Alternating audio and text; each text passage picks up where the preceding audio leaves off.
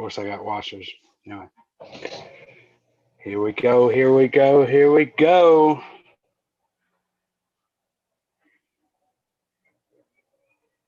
I'm just holding up for the air. There it is. YouTube. All right, I got it up. Yep, I do too. Here we go. Here we go. Here we go. Come on, man. Who's that? Okay. Is that That's me. Jerry? That's me always screwing up the muting on the YouTube side, but we good. No, I think it was my phone actually.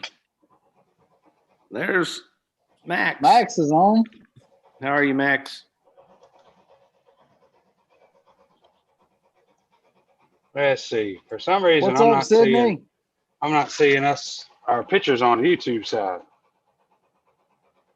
I see all three of us same You see us on on YouTube? both sides. Okay. Mm-hmm.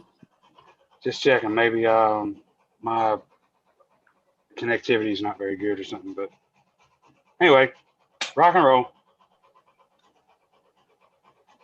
What's up, Patriots?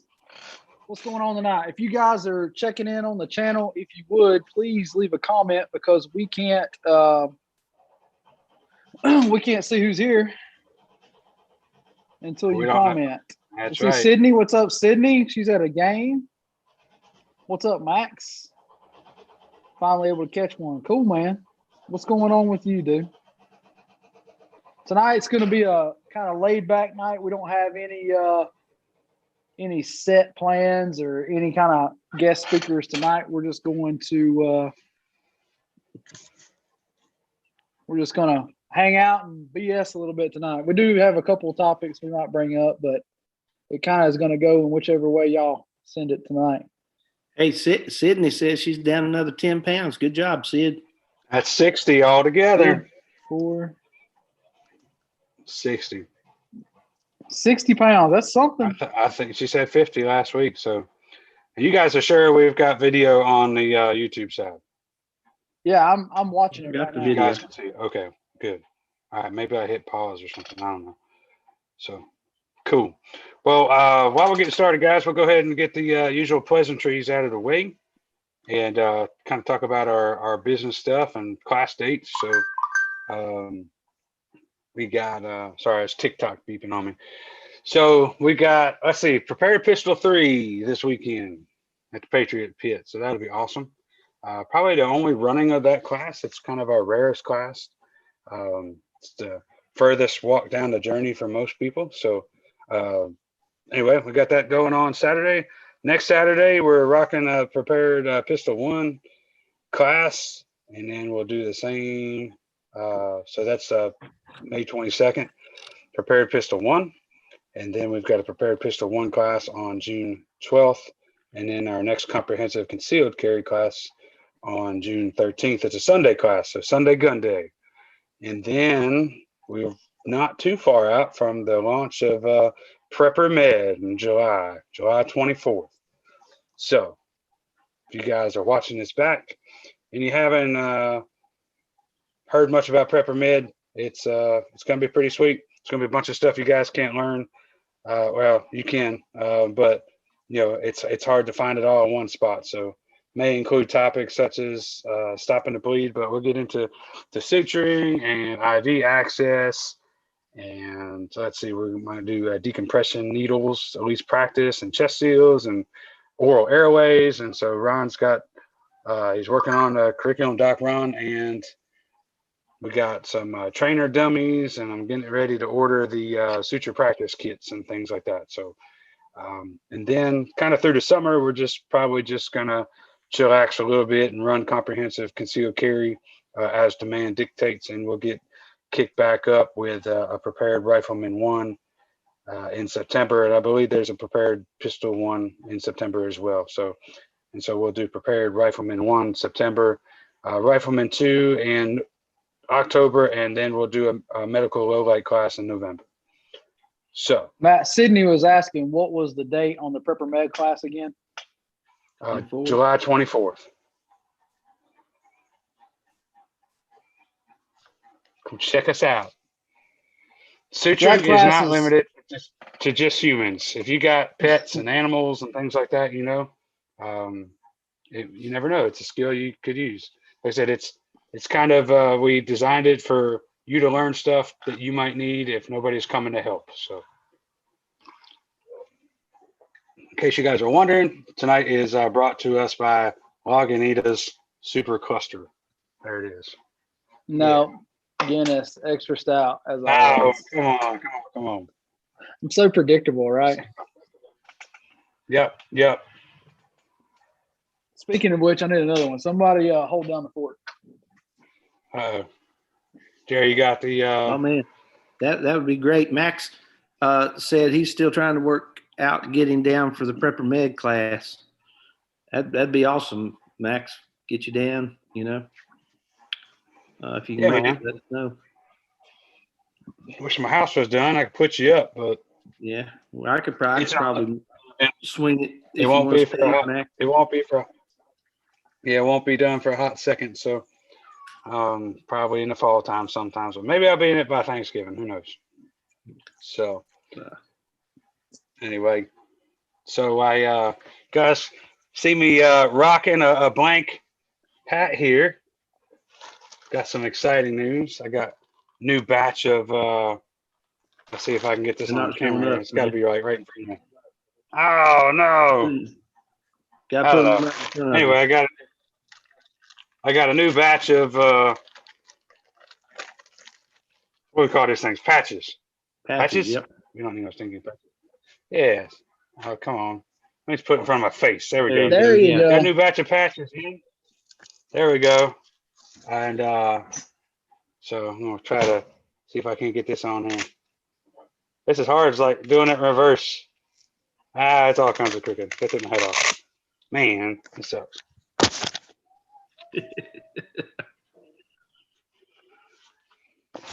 Matt for the Slick. comic relief. Good enough for that. Yeah. So, long story short, got about 200 of those. So, you guys are training with us. Hit us up for them. Speaking of, we're going to have a prepared pistol 3 this weekend. That's going to be awesome. We're excited to have a couple of people coming out. If you are, have you shared this out? I haven't seen some of the normal faces hitting out. No, I've been talking, man. I've been waiting for somebody to take over for me so I can send it out for us. I got it for a minute. So we're going to have a couple of OG Patriots coming out. If you are signed up for that class, it's going to be awesome. I think the weather is going to be perfect this weekend. It did rain. Have you been? You've been over there today, Matt, prepping the range, correct? Yeah, I was over there this morning. There's a little bit of water in the driveway in the corner approaching to it, but the range is good. How about the mosquitoes? Are they carrying us away yet? Matt looks frozen, man. We'll start to enjoy them in June. Gotcha. So if you are coming to class, make sure you bring all the normal stuff that you would, but starting pretty soon, I wouldn't be surprised if we don't see them this weekend because I started to see them at my house already. Mosquitoes will be out. So yeah, that's standard issue gear for the Patriot Pit. Definitely bring definitely bring it. 200. We are rocking our new barriers and stuff, so they're going to get to see them in action, which will be fun, and actually get to use them. But other than that, we talked about dates, we talked about class this weekend, and there's some other stuff I want to touch base with you with, Matt, later on. But we'll skip into Jerry. So tonight, one of the topics that we were talking about. Yeah, we figured since the world's kind of sucking right now, the country's kind of sucking, we go with a light-hearted topic. It's going to be light tonight. We're going to talk about Jerry, the jack of all trades and master of none, Mr. 47 jobs himself. And we're going to let Jerry tell you about all the things that he's done. So Jerry is a very well-rounded dude. And he's had some pretty interesting jobs. He's had some things that maybe most people haven't ever seen or done. So it's going to be interesting to see. And you guys can ask him some questions and quiz him. It became topic of one of our trips, part of the conversation on one of our drives out to train. So I guess the first real paying job I had, I was a brick mason's helper, which is the shit job. You know, carry bricks, mix mud, set it up for the next day. You know, but it was a great thing because it was I got to learn how to drive that way because I would go haul water on a tractor with a trailer. Gotta mix that mud. Yep, learned how to So that's- mix the I'm, mud. I'm gonna keep a tally on a piece of paper here. So that's one job. All right. So then I went to work in the Christmas tree farms up in Ashe County. Did shearing, fertilizing, mowing, irrigation, all of that goes with it. Did you And, talk to the Christmas trees? Do what? Did you talk? I said, did you talk to the Christmas trees? Oh, You know, plants like make some plants grow. like carbon dioxide, man. Yeah, I was gonna say you gotta talk to them. They like the carbon dioxide. And we actually, the guy that I worked for, he was one of the original growers that helped started the Christmas in July festival up in Ashe. So we worked on that a lot too.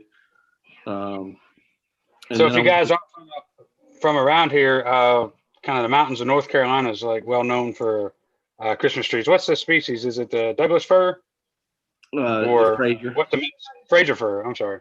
Fraser. Yeah, they've sent quite a few to the White House and different places. Yeah. You know? Then I went to work for the telephone company in the construction. You know, burying cables, putting it from pole to pole. You know, doing all that stuff. And then I went to college. Actually, I kept that job the first year I was at Western. In fact, that job almost cost me not to get my college degree because that was the same year Hugo hit. And when I came home at Thanksgiving, I worked the entire Thanksgiving helping clean up from Hugo. And they were really trying to get us to stay. But I ended up going back and, you know, I worked for them again at Christmas time and the next summer. Then while I was actually at school, I had several jobs. I worked as a referee, umpire of ball games, intramural stuff. I actually worked at Western's bowling alley, which is the only bowling alley that I know of where you have to set your own pins. So you always take two people to go bowl a game. One sets pins, the other one bowls. In case you guys are wondering, I think I'm at 5 jobs so far. And then I worked for a professor and her husband. I actually did 2 jobs for them. I would babysit their little boy every Thursday night for them to go ballroom dancing. And then he did ginseng. He was a ginseng farmer, and actually that's the one I was waiting for. The ginseng, yeah, man, that's big time stuff there. So I helped him with all that. He has several books about it. You grow it. It's called the man root, used in a lot of Asian medicines and stuff. Of course, you know, when you harvest it, you have to dry it out, and then it's sold by the pound and stuff. But quite a bit. But give us a little dissertation on. Give us a little dissertation on the saying, man. Like, there's the wild saying, and there's wild and domesticated, and what this was domesticated. It's doesn't grow as large when it's domesticated like that, and mainly because they harvest it too soon. But there's a lot to it, and of course the mountains has that really rich soil, and so it grows really well there, and it'll grow like just about anywhere in the mountains. There's the one time a year that the berries, once they're ripe, you can harvest them and plant them. And then of course several of them get eaten, and that's how it gets transferred throughout the mountain and whatnot. But it's pretty interesting. You dig it up, and if it's a mature root, it'll actually have the shape of a man. That's why it's called the man root. It comes off in forks and then forks again, and has a round bulb at the base of the root. That's why it gets the name man root or man. Yeah. Is if it's an older root, it's got a bigger bulb. Is that how it works? Well, You know, it starts out the bigger man. as a single root, almost looks like a pepper. You know, Gotcha. and then as it matures, then it starts branching out and gets the bulb at the top. Oh, bulb at the top. I was thinking it had something dangling at the bottom. You know what I mean? No, it'd be like the head. Some ginseng. Gotcha. Yeah. Interesting thing, a lot of people look for ginseng, don't know what they're looking for, so they end up digging up poison ivy. You know, because of the leaves look a lot the same. Then I worked at Cherokee Bingo back when it was Cherokee Bingo. Not what it is now. It was the big warehouse. As in the casino? Huh? No, this was before the casino. As in it's what's okay. That's what it is now. But when I worked for it, it's just folding tables. Like there'd be 15 of them in a row, chairs down both sides, and row after row after row, and we just go down back and forth on your assigned row selling bingo cards. You know, and then the last year I worked there, they started getting the video poker games in. And then from there, I worked at Fontana Village. I did 2 jobs there. The first year I worked there, I was a lifeguard. And then the second year I did lifeguard and then worked in the craft store too. Yeah. Nice. Yeah, it's a pretty cool job. You know. You're up to 10 so far. 10 so far. 10 jobs so far. I'm doing all right. Then I worked at a bar as a bouncer and doorman. Let's see what else did I do in that time period.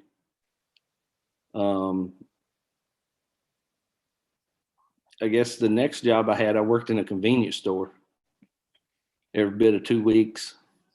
Mm-hmm. That doesn't count. That doesn't count. If you didn't do it more than yes, it does. We're up like to 12. a couple months. We're up to 12. Yes, it does. If you didn't do it more than a couple of weeks, it doesn't count. Come on now. Yeah, no. It's like saying I was. That's like saying I was a plumber. That's like saying I was a plumber. No, kind of not really. I was a plumber for about that long. Yeah, and I said digging holes sucks. Yeah, I may have lasted about a month or 2 months. It wasn't over 2 months that I was there, but I left that because that's when I got into the education. I was first hired as a assistant in a pre-K class. And then I became a classroom teacher. And I also helped, I did refinish furniture. I worked in an antique shop for a little bit. And then I laid hardwood floors. And geez, 17. You are you're fucking old, dude. I am old. Do you know how old you have to be to do all that shit? Yeah. Like that's a rich life, man. That's a rich life. You've done quite a few things. But you had it right. Jack of all, master of none, man. But I learned a lot from all of it. I went and before I did what I call a working job, where I was working for somebody that was paying me on a regular basis. I worked with my dad, who's a contractor, building houses and stuff. So I got a lot of those carpentry skills ahead of time. That is one thing that I lack. Like I've always been pretty good at mechanical stuff, like fixing cars and any kind of mechanic and wrenching I've been pretty good at, but freaking woodworking, carpentry, dude, like I cut it with a chainsaw. Like I'm not a carpenter. Right. Like that's as close to perfect as I get. Yeah, my biggest thing with that was I learned how to use a saw where you have to look which side of the line you saw on, or else your pieces won't match up together. Yeah, stuff some people don't know. Max said he's worked at the same job for the same company for over 30 years. So the opposite here. Yeah. That's called loyalty right there. Yeah. Well, so the hardwood floors I did during the summers and stuff while I was teaching. But this is year 30 for me in education. So Weck said, well traveled. Yep. I think my first paying job was I think I was 12. I worked on a farm, baling straw, throwing it up in a wagon and stacking it in the barn, Right. stuff of that nature. And then my first taxed job was as a bagger in a grocery store.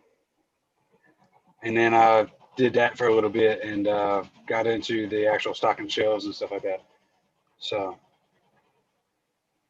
and anyway, you guys hear my laundry machine by any chance? Yeah, I was wondering. I thought it was reverb through your sound system or something, but I was like, "What the heck is that?" It's the laundry. So, Well, I'll shut up for a second. I'll come back and talk about my other jobs here in a little bit. because we're getting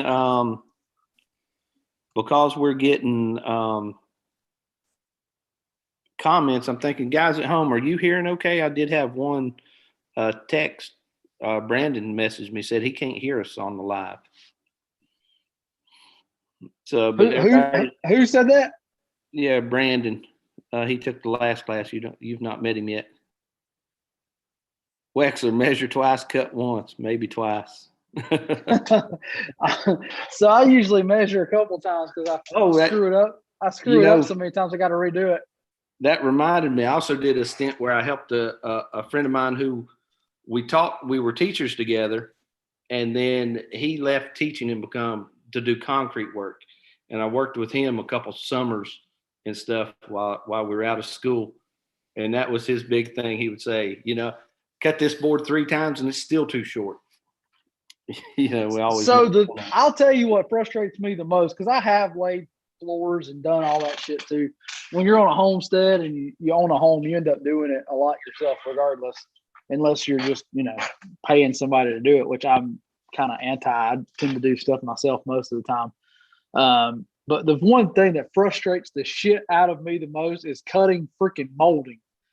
Like getting that shit right is so difficult for me. Like, man, it's like never right. I'm like, man, caulk is my friend. So there's some tricks to that. And when you have to do that again, I'll show you. I'm not that good, dude. Right person. Maybe that's what it is. I asked a carpenter who was here doing my basement. I did pay somebody to refinish part of my basement, and he was better at it than me. But man, that's like the thing. I'm like terrible at measuring that to make it right, and then come back and cut it. It's like where I measured it, but it is wrong as all get out.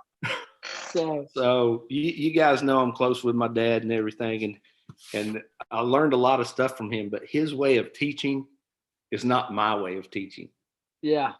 His way of teaching was,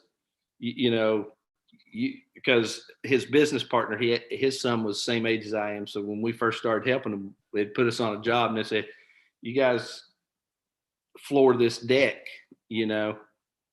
So there's the saw, there's your nails, hammers, get after it. Now, it was 30 some feet from the floor to the ground. We were doing this, and they took off and went to another job. We were probably 5 miles to the nearest store if one of us had gotten hurt, but that's how we learned. They won't let you learn that like that anymore with the price of lumber the way it is, man. Oh no. So my builder just told me today, he's like, because I paid a bunch extra in lumber over what it should have been, but I guess what we got charged was like $29 a piece of OSB, and I think it's up to like 42 or 44 now. It's ridiculous. So anyway, Golly. we'll stay on the happy train, but I was just going to throw that out there. So Yeah, anyway. now is not. We'll just say that now is not the time to buy lumber or to build not. anything. Really, no. unfortunately, No. Matt kind of got caught with his pants down. Yep. I will say the crappiest job I had was actually at a trap shooting facility. It was before they had like the super automated ones, and so I was literally in the pit underneath of the where the trap comes flying out, the little house, and so you'd have a big stack, and you'd have to like try to get the clay pigeon on the arm before they said pull and through it, and it was I can tell you how it sucked, man. I dreaded going to work there, and that's probably like the only job I like really ever quit. This is like my brother worked there, and I was like, dude, I'm not going. Like, I'm tired of having my hands smacked by that thing. So, because every once in a while, the people would hit the button like twice, and you'd go to load it on there, and it would be swinging again. So it smashed the clay pigeon like right in your hand and beat your fingers to death and your hand to death. So that was the suckiest job that I had. I think I had a stint as a pizza delivery boy for a little bit. I actually had a car die on me. I did in that. the middle of it. Yeah. He also did pizza Jerry's delivery. Write that down. That's 20. What? Yeah, it was, 27. Yeah. No, Jerry's up to 19 right now. He's up to 19. I forgot about So that. Townhouse after restaurant. after that was labor for carpenters building decks and trimming houses, and then I worked at fitness centers and stuff like that in college, and then after college and grad school, I actually worked at a country club. Yeah, I worked at a country club as servers at a country club on the banquet and the fine dining side. And then after we graduated grad school, we got a real job. Not that that's not a real job, but you know what I mean, like what we were educated in. Man, I tell you what. Speaking of that, service and waiters, it's hard to get used to places cutting down their menus and closing early because they don't have people to work. Scott says he's seen sheets of OSB over $50 right now. Wow. To be honest with you, man, the crooked banks, they just have to stop lending, man. Like the only way it's going to stop is to cut the flow of money, because it's the bank and the appraisers that are, you know what I mean. The appraisers are appraising the projects for, the exact cost. I mean, it's the same game that got us in the problem. In the pickle back in 2008, or at least part of it. But banks need to stop making loans, and that will cut down the demands. And then that, obviously stuff's got to burst. It's got to hit that Control Alt Delete button, unfortunately. And a lot of people are going to be hurt. They're going to be way upside down and stuff too. But yeah, I know if you were selling a house, it's a good time for it, but it's not a good time to buy one. So I don't know if I told you guys this, but I did finally. I've been kind of holding out a little bit. I did actually finally find a rig for the wife and family. Oh, cool. So we just picked up a first gen Sequoia that is hopefully going to turn into an overland build. Hopefully it's going to turn into an overland build. So there might be some videos coming up pretty soon on maybe some overlanding trips or hitting some cool places in 4-wheel drive and doing some cool stuff. That's the plan anyway. It might branch the channel out a little bit and doing some fun stuff that's kind of in the camping preparedness. All of us kind of enjoy the same stuff. I feel like that, a lot of us end up kind of doing camping and prepping and shooting, and so it's one of the things that I'm interested in that I'd like to get into. If you guys are on the channel watching and you're into the overlanding lifestyle and you kind of do the thing, then let us know. is that the one that you're talking about has the 1,000,000-mile motor in it? Yeah. Yep, it's got the 4.7 V8 in it. That's the legendary for reliability. And it's freaking huge. So it fits all the family, including the dog, and hopefully we can do the thing. Yeah, I'm on the computer tonight, Scott and Max. Y'all got suckered into it. Sorry.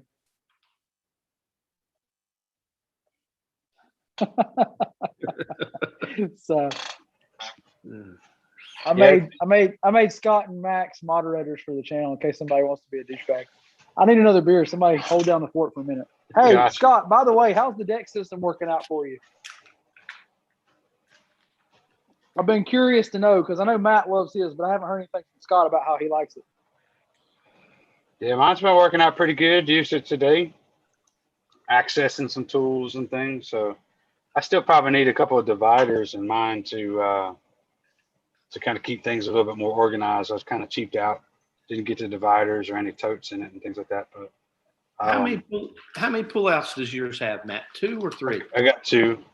Okay. Yeah, right one and the left one and the right one. So, and they're probably about 5 feet long or something each. Yeah.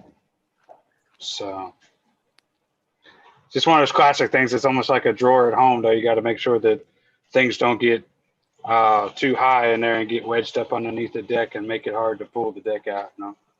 So, but yeah, it's definitely served its purpose so far. You know what I mean? Haul around a lot of stuff and tools and other power tools and hate sacks and things like that. So, Good deal, man. so what other jobs you work, Jerry? Come on, man. Jeez. Well, I never was a diesel fitter, but I always wanted to be one. You know, that's the guy at the hosiery mills that takes the pantyhose, sticks them over his head, and say, "Diesel fitter, diesel fitter." Actually, Damn, Jerry. I thought you'd like that one. I think we just lost a couple of subscribers.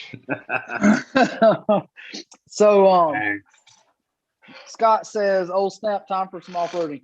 I hope so, Scott. Man, I got some big plans in store. I don't know how soon they'll come to fruition, but yeah, I would like to see maybe a 2 to 3 inch lift and some stuff. I'll tell you what I'm not a fan of, though. Okay, sorry, I'm about to take over the string because y'all want to see me have a. Everybody always watches to see me get riled up and talk about shit, right? For it, brother.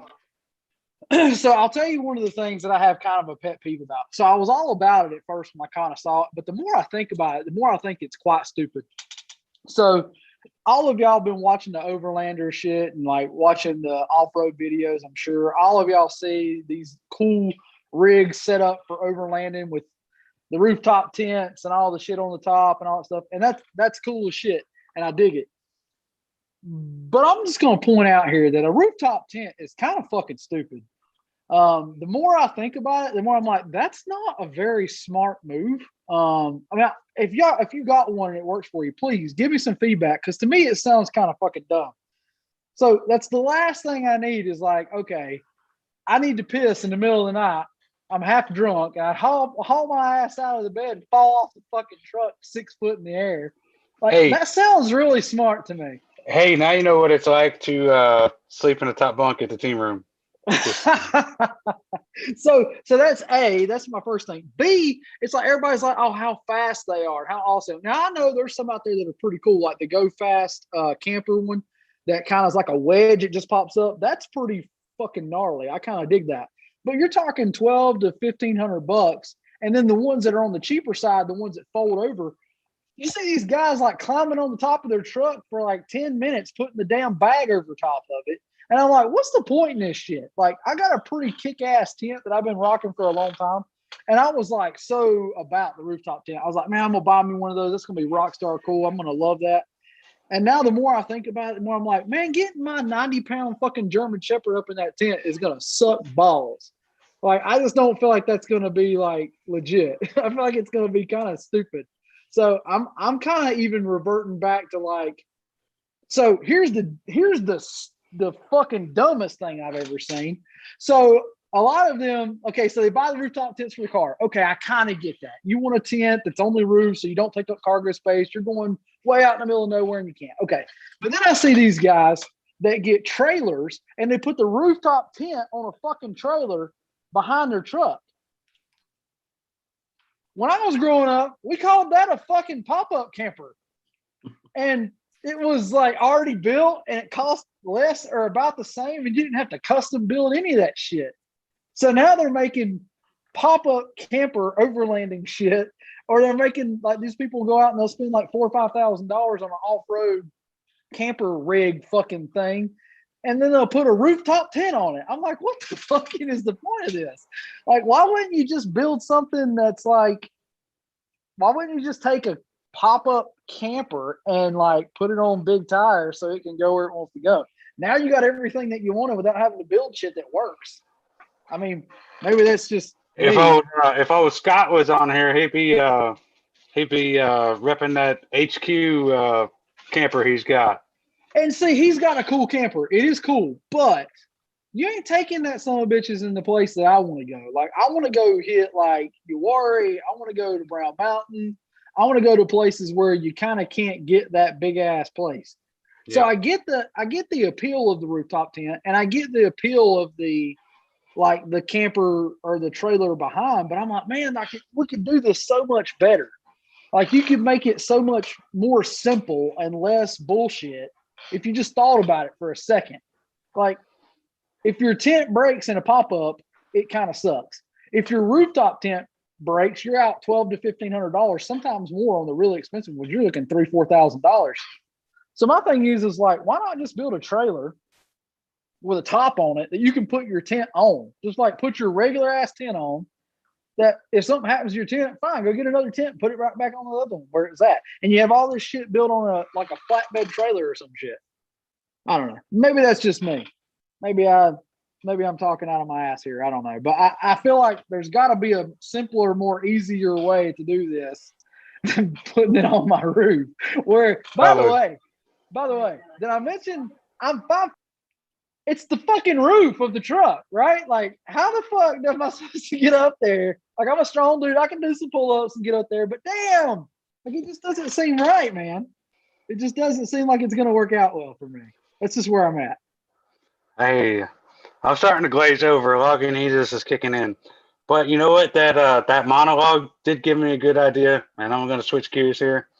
Is almost every week of live stream, we need to pick out a cause, and we're gonna have a Patrick swear jar, and every time he cusses, we're going to donate $1 to whatever the cause is as a company. Man. Man, we got to triple our classes. I think we just hit $110. Sorry, when I get going, man, I get kind of. That's okay, man. We could come up with a cause, and somebody in the crowd can be the secretary, and or we can have a couple of different secretaries, tallying the cuss words, and then at the end we can turn it in to a good thing. Just saying. Max, did you just call me a ginger, you fucker? Beard does look kind of red in that lighting. Just saying. Shut up, fuckers. So Scott says, I like the Overlander trucks that run the tent on a platform. So again, though, it's like, okay, why not just buy a regular fucking $200 like really nice tent, like, and build a trailer on like a 4x8 trailer with some off-road tires on it. It costs you maybe $1,000 to build it, and you got all your shit that you can store. And me, the appeal of that is, okay, y'all know I have a big ass family. So if you got a big ass family and your vehicle's already completely full, I get needing extra storage.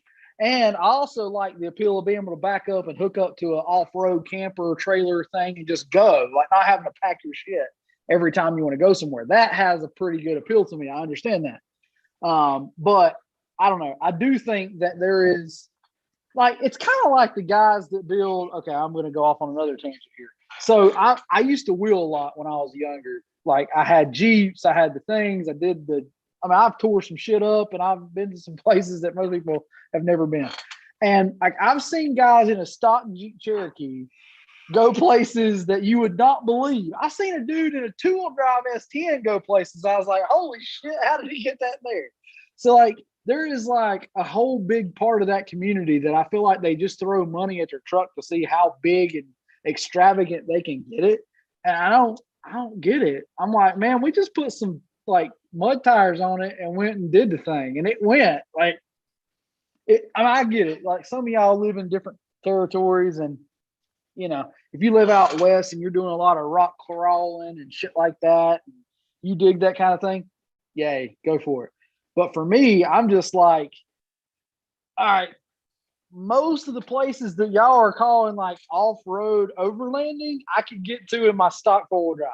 Like it wouldn't be that hard, especially if you got a capable one like a Tacoma or a Tundra, something with some lockers and shit in it. Holy shit, like it's pretty capable like it is. I mean, I get wanting to get a little bit more ground clearance. Yay, all for it. But I don't understand like why you supercharging a fucking F350 or something. I don't know. Like it, I don't get it. I don't know.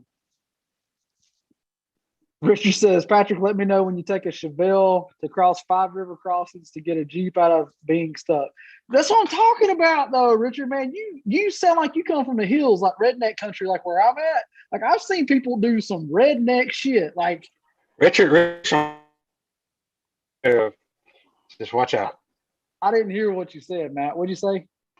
I said Richard's from way back in that holler. You better watch out.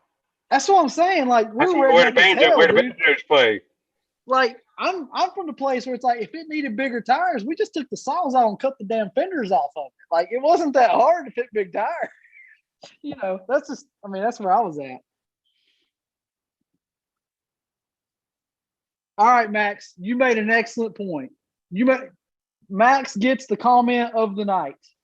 Here's his comment. How is that any different from the front serrations, comp, mag extension, stippled Glocks, all the same shit? You win the internet tonight, Max. So essentially, you got folks compensating for the lack of ability to drive. You know, I mean, it's the same thing on a gun. You know, I mean, they're compensating for their inability to perform the fundamentals. You know, so. Well, I think it comes back to like they don't know how to do the thing, so they try to upgrade the stuff to make it where they can. But in reality, it's like get out there with what you got, see what you can do, and then when you find a problem, fix it. Like, okay, my shit's getting stuck every time I go over XYZ. I need to get up a little bit. Then it makes sense. But a lot of these dudes, like they build mall cruisers that they go and they put 35s on and drive them to the mall and look how cool they are. And I don't know, man, it don't make no sense to me. But that's just me. I mean, I'm kind of a simple guy. I still carry a Glock that's in the same fucking holster from like 8 years ago. And like, I'm just simple, man. When I find something that works, I just do it. And that's just kind of where I'm at. So. Hey, speaking of holsters, man, I got some GFT hotness coming. Hey, Evan just said, I slept in a hammock for a year. Nothing better, in my honest opinion. That's appealing. And I saw something that's kind of gimmicky. It's a little gimmicky, but kind of cool. And I can kind of get behind this. So there was this piece you slid into the Reese hitch of your truck, and it folds out to hold the hammock. I call that camping done. It's like slide that damn thing in, fold it out, hammock, done. Word. I'm on board with that. Let me know how it works when you add JP and your half dozen kids in there. And your 90-pound German Shepherd. Now, see, here's the cool part, right? So I told you I bought a Sequoia. So if I lay the seats up, I can get 6 feet of clearance, like a 4x8 sheet of plywood will almost fit in there. So there's quite a bit of room in the back of the Sequoia, just like it is. But I am looking for options to make it to where I can like do something. That's where I say like the trailer with the oversized tires that's like built to just haul your gear and put a tent on top of. That makes kind of some sense to me. But I don't know. I can't understand the rooftop tent thing, man. I mean, I kind of get it, but not really. I'm kind of losing.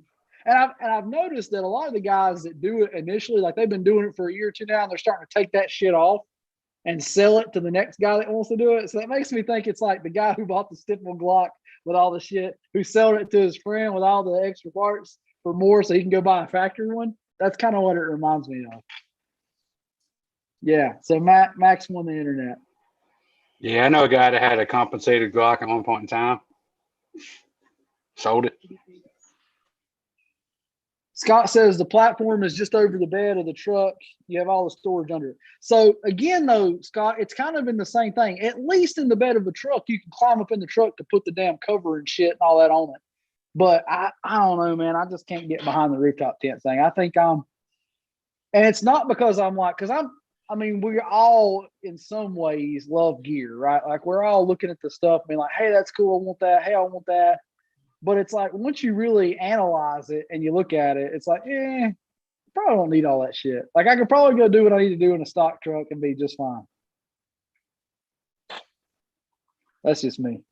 I'm just a guy. I'm just a guy telling you things.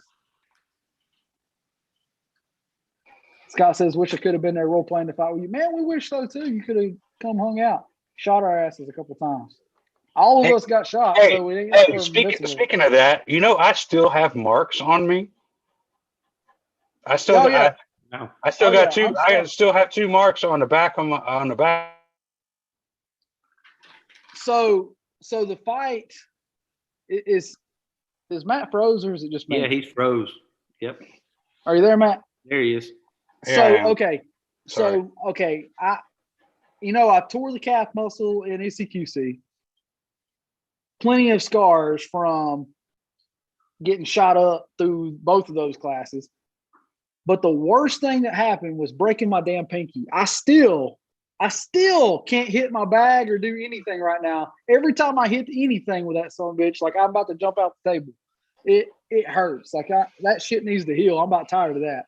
Yeah, it's getting old.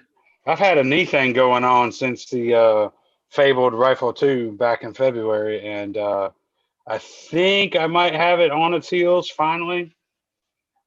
It's been a couple months, man. It's been kind of slowed me down. So, but finally just started to do the anti-PT thing and kill it with some ibuprofen. Max, I knew I liked you, dude. Did you say you have an 05 Sequoia? I just bought an 06 because I'm super stoked about it. And that's kind of what I've been. I mean, I looked at the newer ones and I didn't like them as much as the older ones. I think for like getting overlanding, the first gen is like the perfect size, dude. So yeah, I'm stoked about that. You got a probably great ride. Max says I didn't have a single mark from when I got assassinated in the bank. Really? Because I still have 2 in my back from where I did. Sucky. I'm gonna have to say which bank. Yeah, which time? Which time, Max? Yeah, so I'm pretty impressed with the Sequoia in the room, man. I think it's gonna be dope. I think it's gonna be a cool addition to that. Oh, I remember which bank. I remember. Hey, Jody, are you at Tactical Response right now, dude? I thought I saw you down there earlier training. Yeah, I think he's doing some building clearing classes. Max, dude, you're going to have to send me a post or a pic or something of that damn Sequoia, dude. I want to see what yours looks like. That's pretty cool. I'm digging it.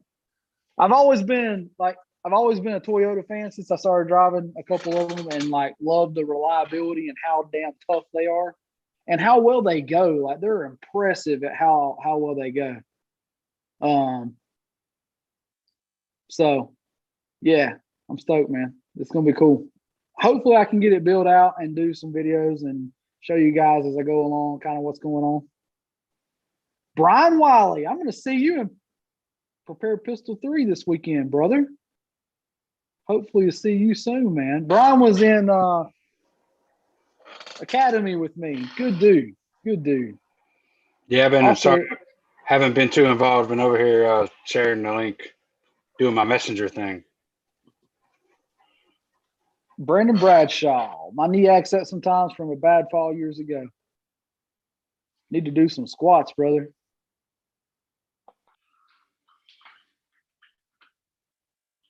That's the best knee have. The last 2 days.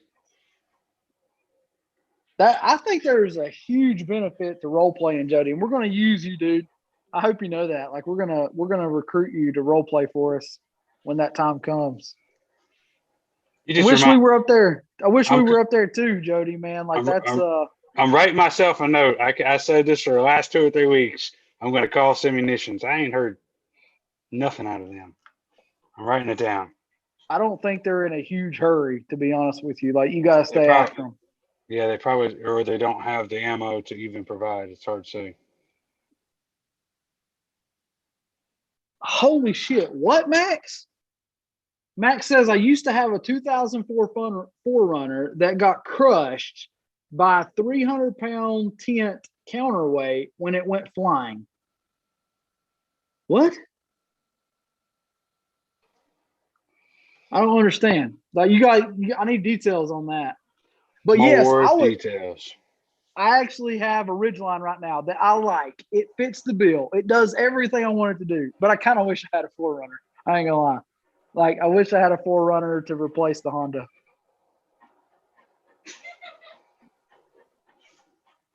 Richard says he's going to be near CLT tomorrow. If you need anything brought back from them, save your shipping. I think we just did a pickup from them, Richard. I think we're okay right now. Ain't that right, Matt? Yeah, we good. Brian We good. says, yep, looking forward to this weekend, I hope. Hey, speaking of CLT, something I failed to mention. Tammy did mention that they are looking for like an office manager for when they move to Mooresville. So That's anybody all in you. the area- That's all you, Jerry. Jerry. Gage. I've That's all been you. telling her. Dude, call her again, man. They're looking for an office manager, somebody to do all the phones and invoicing and emailing and stuff like that, man. Yeah. So That's all you, brother. You I need met to up tell with Matt. her. I think I met up with her last Thursday. So I'll message her this evening. Yeah, because we would love to get Jerry's ass out of the school. And I'm sure Jerry would love to get out of it too. So Brian, I think you'll have a good time, man. Prepare Pistol 3 is fun, and it's also challenging. I mean, you'll learn a lot and you'll have a good time at the same time, but it's different. It's not what you've seen. So it'll be fun, dude. You'll enjoy it. Max says we had a restaurant that has a huge outside eating setup, and we have a nasty, storm roll through, and it picked up the whole fucking thing. And about 40 feet in there, one of the weights went to my hood. Holy shit. That's a stroke of bad luck. Hopefully they took care of you. No, I would love if a Forerunner would have fit my bill, that's probably where I'd have went. But with 3 kids and a 90-pound German Shepherd, a Forerunner is just too damn small.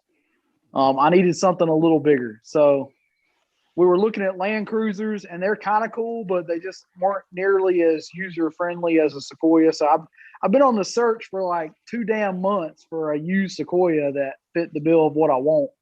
And I finally found a pretty decent one that I think we can turn into a base. And I'm actually thinking about doing a trip maybe in October.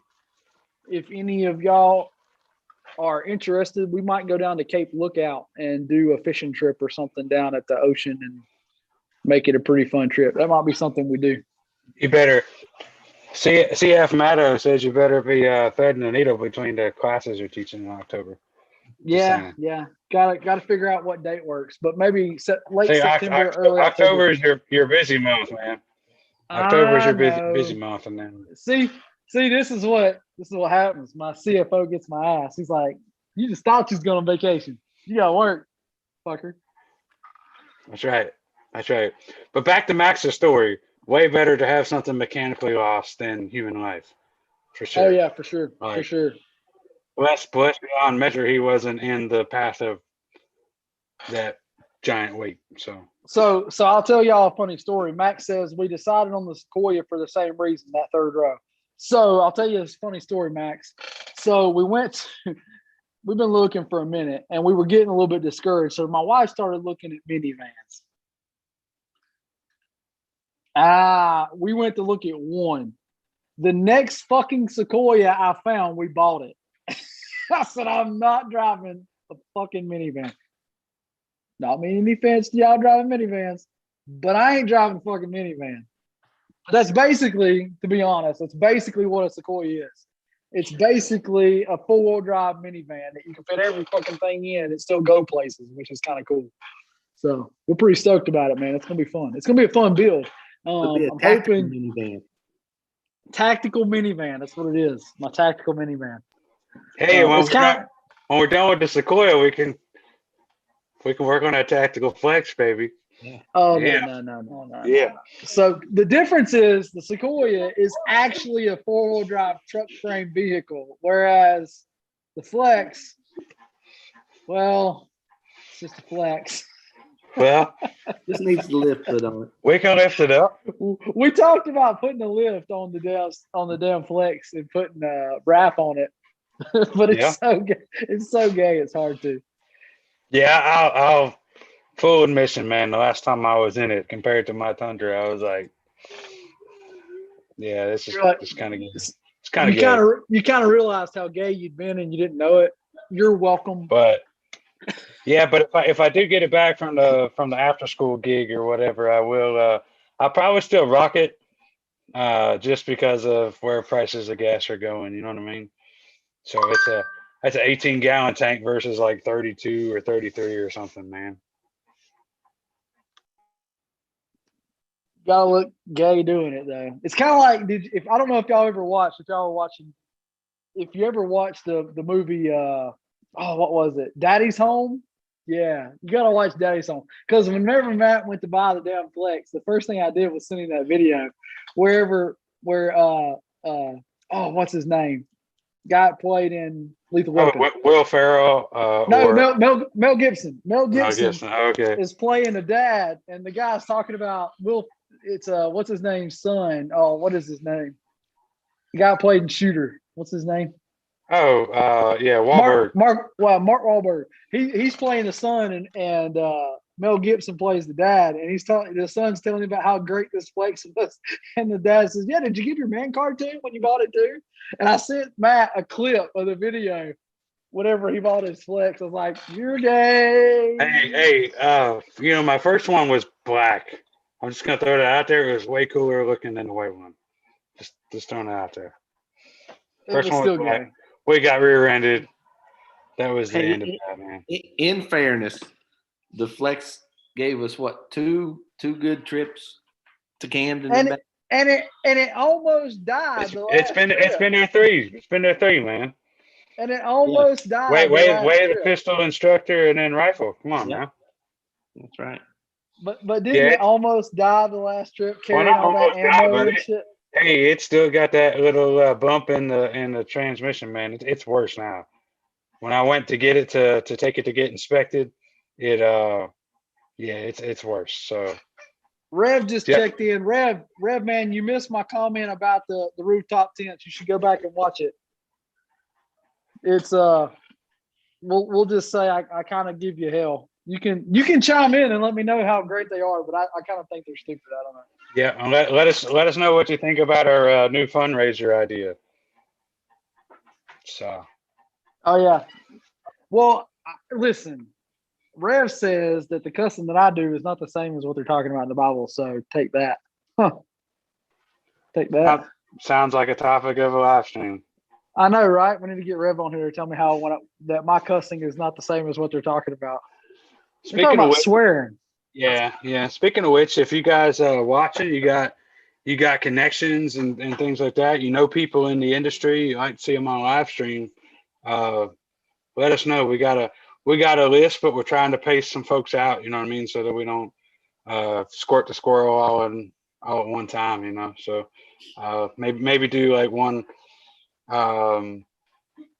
I don't want to hurt anybody's feelings, but one higher profile person a month, and then have some of our other folks on. So we need to get some students on at some point in time and things like that. So that'd be an idea.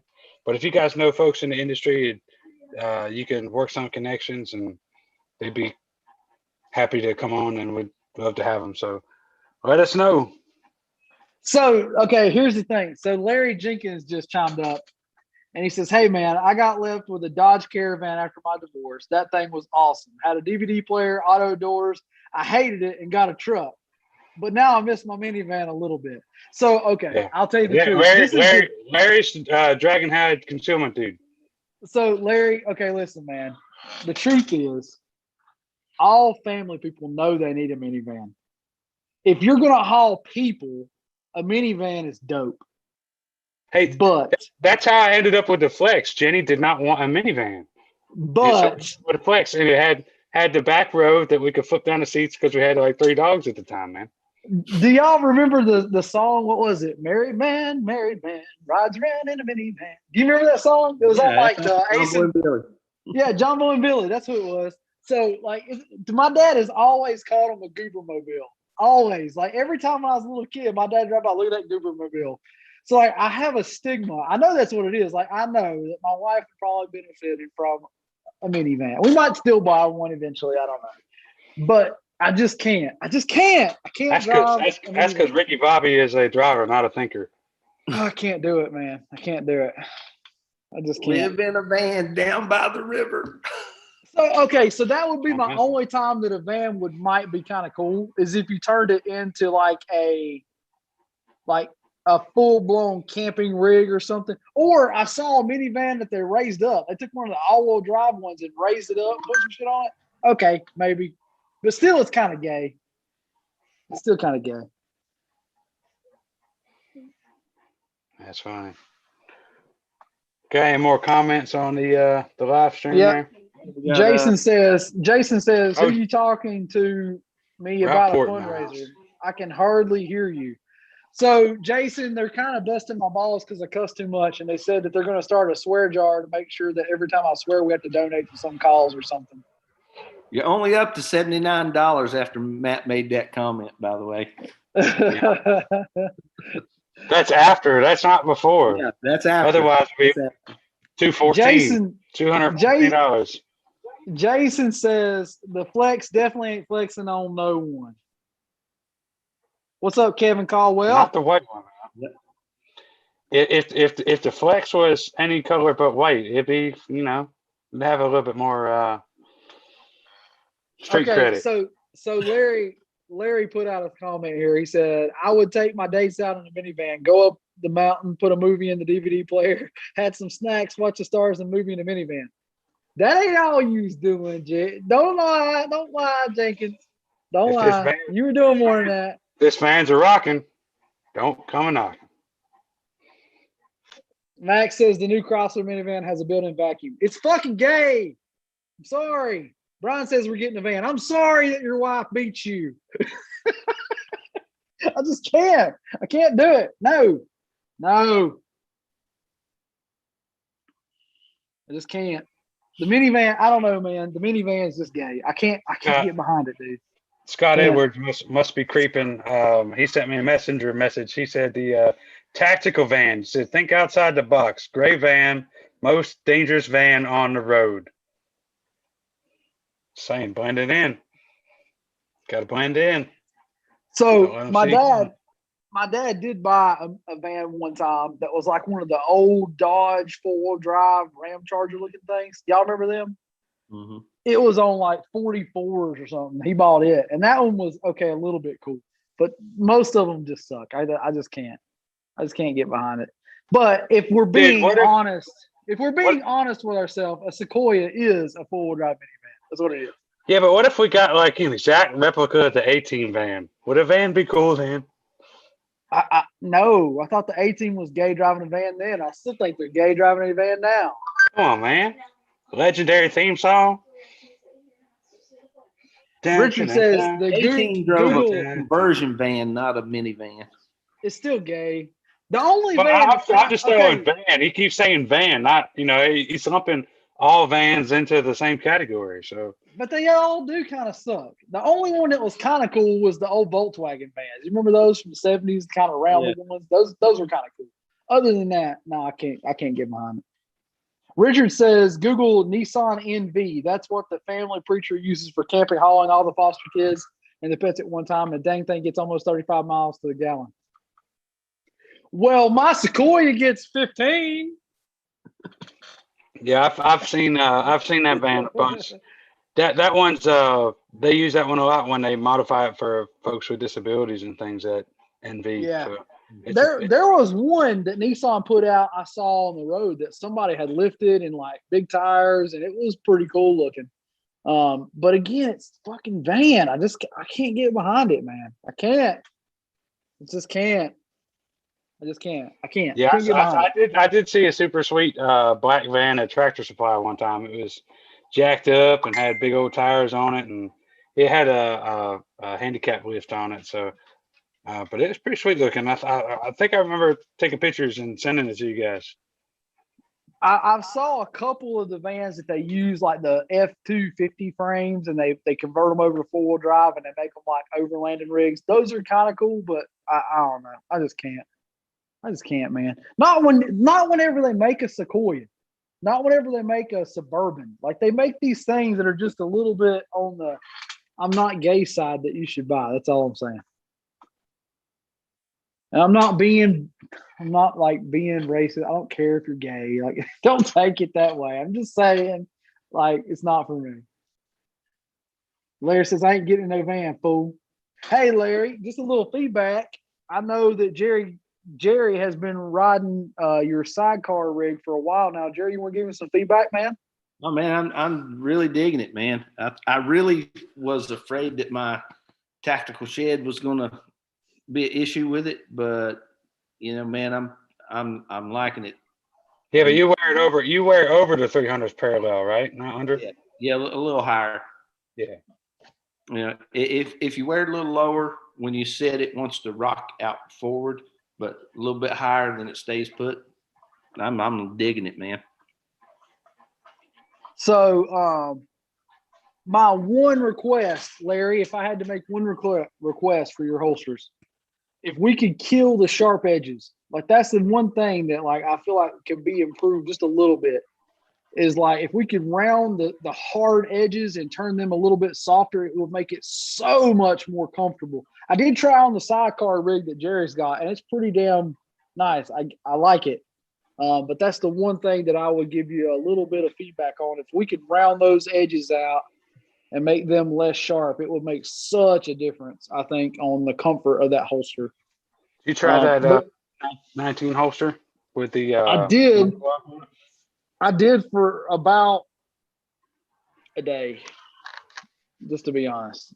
I did it for about a day, and I just revert back to my old Green Forest rig. It's like discarding a family member at this point. Like that thing's been with me for so long, it feels like part of my body. I feel weird without it. What kind of feedback you got, like for the 24 hours you did wear it? I guess for the 24 hours you did wear it, we're talking about that DCC monoblock or whatever it's called, the metal, the one with the claw. I do think it helped a little bit with the concealment. I can kind of take or leave the mono block. It's okay. I'm not a huge fan of the clips. I know that they hold better, and they're 100 times better than the shitty ass clips that come on most holsters, like your Vetters and some of the ones you get off freaking Amazon or garbage.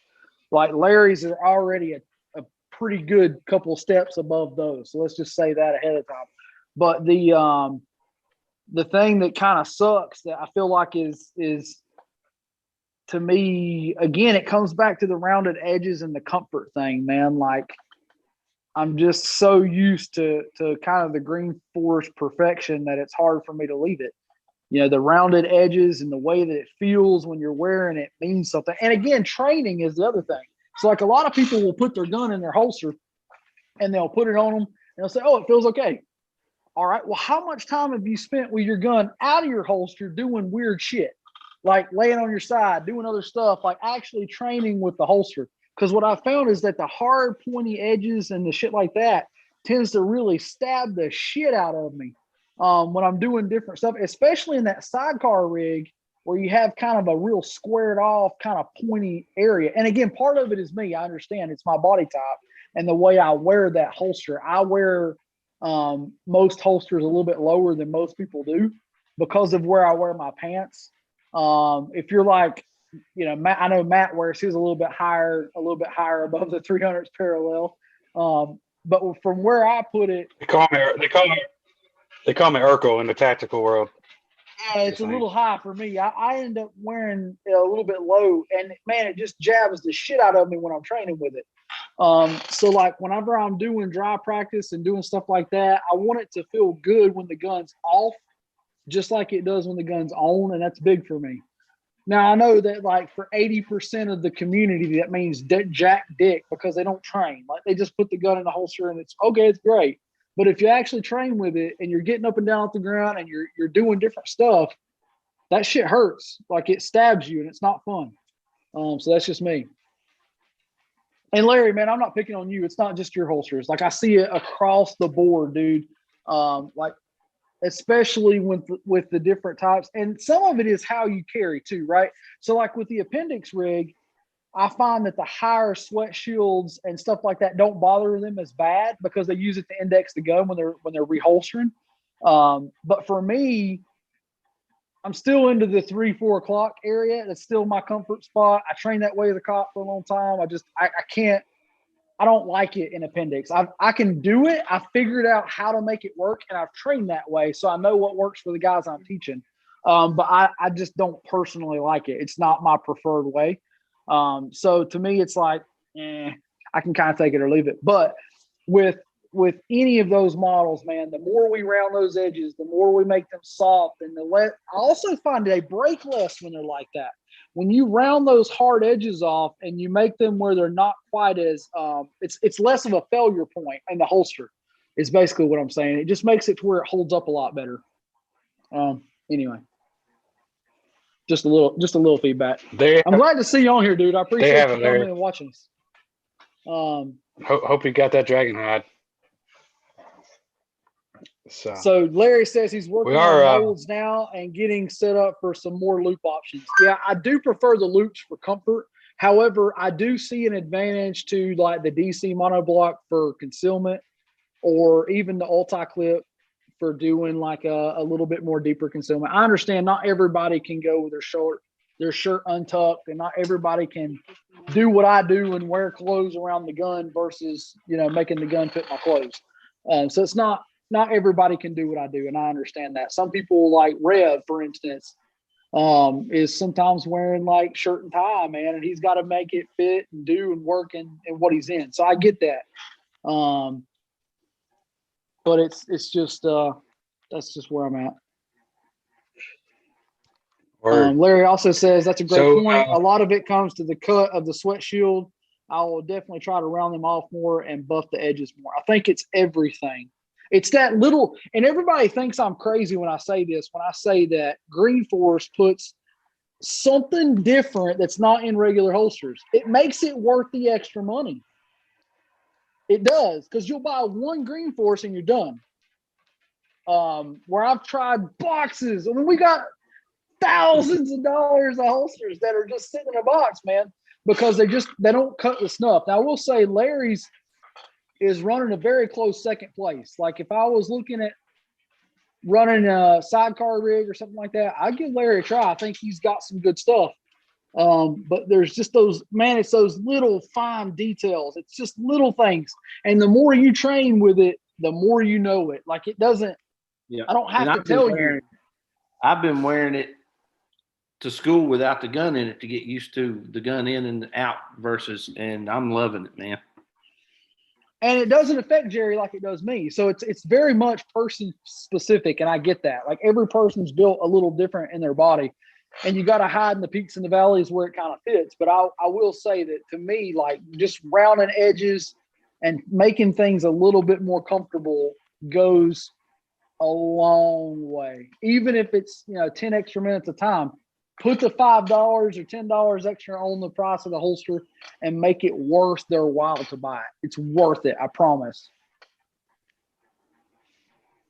Word. With that said, gentlemen, we're at like an hour and 15 minutes. Once I started talking, I got a little carried away. Sorry, man. Appreciate that. Yeah. Sorry. But if you guys, talking about Jerry shit, but kind of look on it. So anyway, Larry's with Dragonhide Concealment. You can find him on the Facebooks, on the Instagrams. He's even on the TikToks. Just throwing that out there. And I think he's got a promo code for us. I think it's Prepared Patriot 5, all caps with a 5 at the end, for a 5% discount. So if you guys are local to North Carolina, want to help out another good local dude, as far as I know, Larry's law enforcement. He's a family dude. Big proponent of 2A, obviously. And so we can support other North Carolinians and local folks, other Americans. That's what we're all about. Yeah, and we do hope you guys give consideration for Larry. He is a North Carolina guy. We want to support him as much as we can. And we like to help other guys in the community, especially our guys in blue that are doing this, that, they got a hard job, man. And any way we can help them, we want to help them. Which he's in the boonies, but maybe we can get him on a live stream one night or something, Yeah, man, it'd be cool. Get him to highlight some of his different options and what he likes to do. Larry, if you're up for it, man, we might have you out. As long as he's got good cell service, he could probably do Zoom pretty good on his cell phone.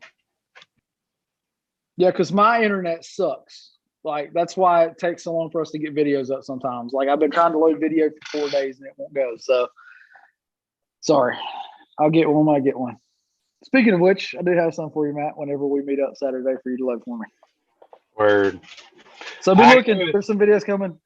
I can do it. So, we say we wrap this one up, guys. We appreciate everybody's time tonight. And if you're watching it back, thank you guys very much for your time. So, again, class dates coming up. We've got Prepared Pistol 1. Well, we've got Prepared Pistol 3 this weekend. It's May 15th. And then we've got Prepared Pistol 1 May 22nd. I think Jerry's talking about running one out in the mountains, out in Larry's direction. What was the date on that one?